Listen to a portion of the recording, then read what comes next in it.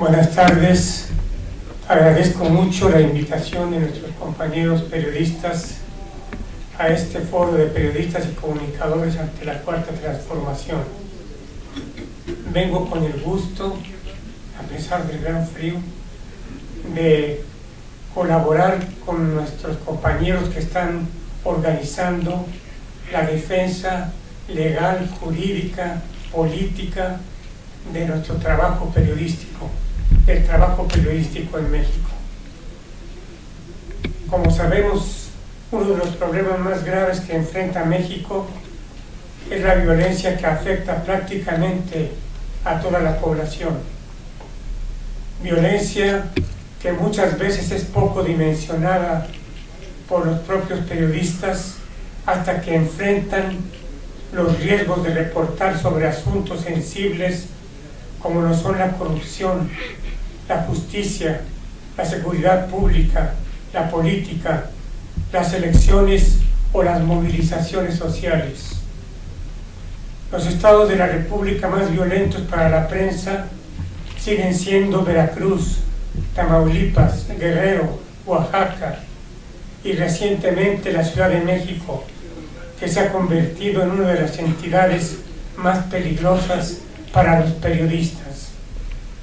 Hombres y mujeres periodistas se enfrentan, además de a la violencia, a condiciones de trabajo precarias, bajos salarios, a una gran carga de trabajo, por lo que muchos periodistas tienen más de un empleo, pero también enfrentan presiones económicas y políticas.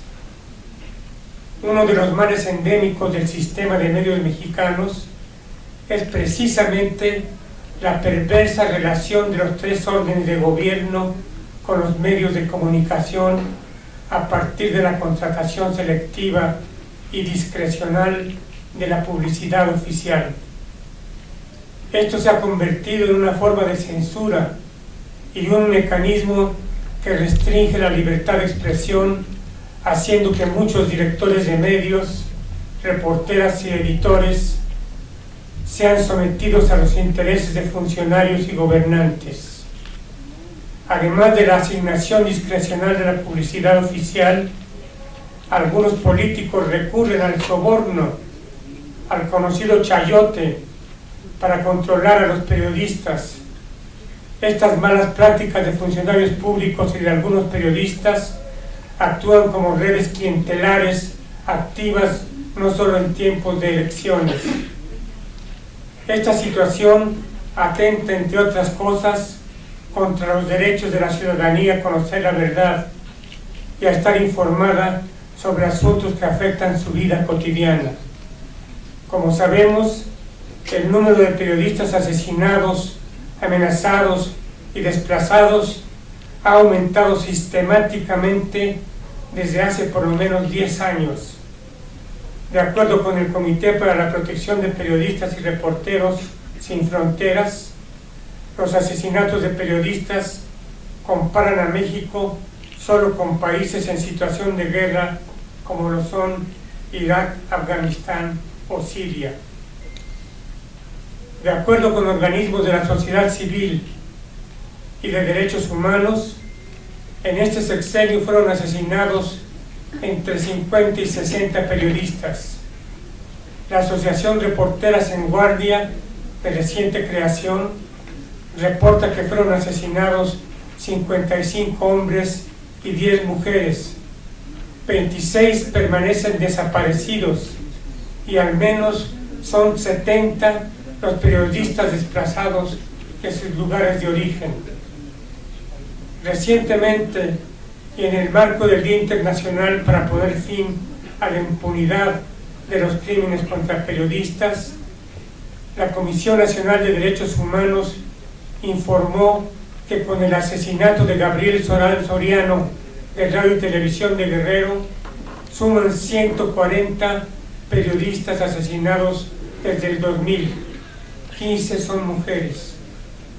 Asimismo, de las 176 averiguaciones previas o carpetas de investigación de asesinatos y otros delitos cometidos contra periodistas, Solo en el 10% hubo una sentencia condenatoria, y en los casos de desaparición de periodistas y atentados contra instalaciones de medios informativos, la impunidad es del 100%. La impunidad, el gran negocio de nuestro país. Por otro lado, la UNESCO denunció que si bien se han redactado marcos jurídicos para responder a los problemas de seguridad que enfrentan los periodistas, la aplicación de estas medidas necesarias en el plano nacional sigue siendo un desafío. A nivel mundial, Naciones Unidas ha condenado el asesinato de 1.010 periodistas desde el 2017 e igualmente reporta que 9 de cada 10 casos permanecen impunes. De igual manera advirtió sobre el aumento de ataques y hostigamientos contra mujeres periodistas que enfrentan formas particulares de violencia y son agredidas por causa doble, esto es, por género y por profesión. Si bien es cierto que hay acciones gubernamentales para atender el fenómeno de la violencia contra periodistas y medios de comunicación, como lo son el Mecanismo para la Protección de Personas Defensoras de Derechos Humanos y Periodistas, así como la Fiscalía para la Atención de Delitos Cometidos contra la Libertad de Expresión, e incluso mecanismos de protección a periodistas que han creado algunos gobiernos estatales, el fenómeno de la violencia contra periodistas no cesa.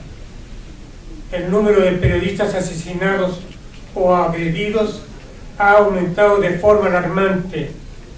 De acuerdo con la organización Artículo 19, el 99% de los casos siguen impunes.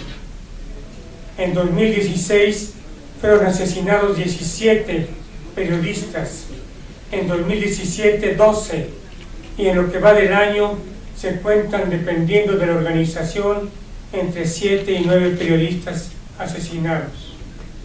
Entre otras cosas, esto se debe a la evidente impunidad que vivimos en nuestro país y al hecho de que buena parte de las agresiones a periodistas son cometidas por funcionarios públicos.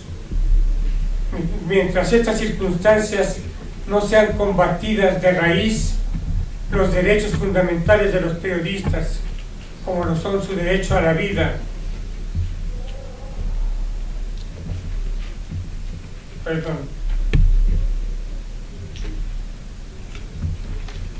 a comunicar, a la libertad de expresión y a la exigencia de la sociedad de obtener una información plural, no podrán ser garantizadas plenamente.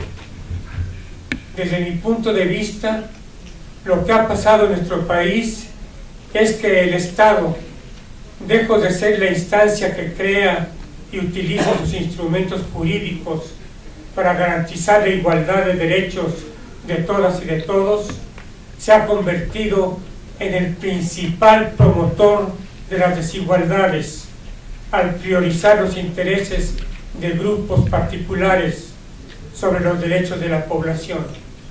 La oligarquía cometiendo impunemente sus asesinatos. Esta forma de proceder por parte del Estado se ha vuelto mucho más evidente en los últimos 30 años. Si uno revisa punto por punto las grandes decisiones en materia pública, la gran mayoría ha sido para favorecer a grupos de interés, a esa oligarquía. El mundo de los medios de comunicación no es indiferente a estas formas de desigualdad y tampoco a lo que ha ocurrido con el Estado en los últimos años.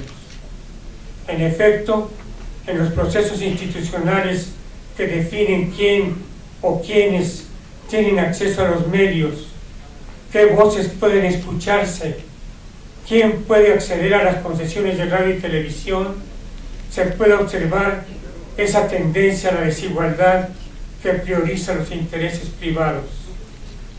En los casos en los que se han logrado avances democráticos, como por ejemplo el reconocimiento de las radios comunitarias en las leyes secundarias de la reforma en telecomunicaciones se ha debido a la presión de la sociedad civil.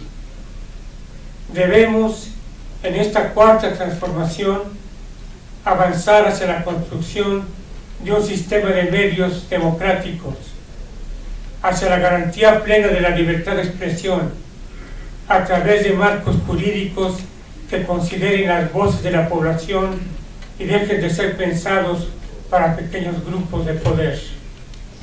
Entre los grandes pendientes se encuentra, por supuesto, atender la seguridad de los periodistas, sus condiciones laborales, liberar a los pocos medios independientes y de nueva creación de las presiones de financiación y de la asignación selectiva y discrecional de la publicidad oficial, así como sancionar a funcionarios públicos que sobornen o mantengan redes clientelares de periodistas y medios de comunicación.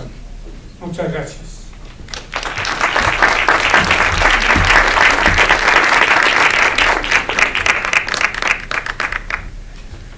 Muchísimas gracias al diputado Virgilio Caballero por todo su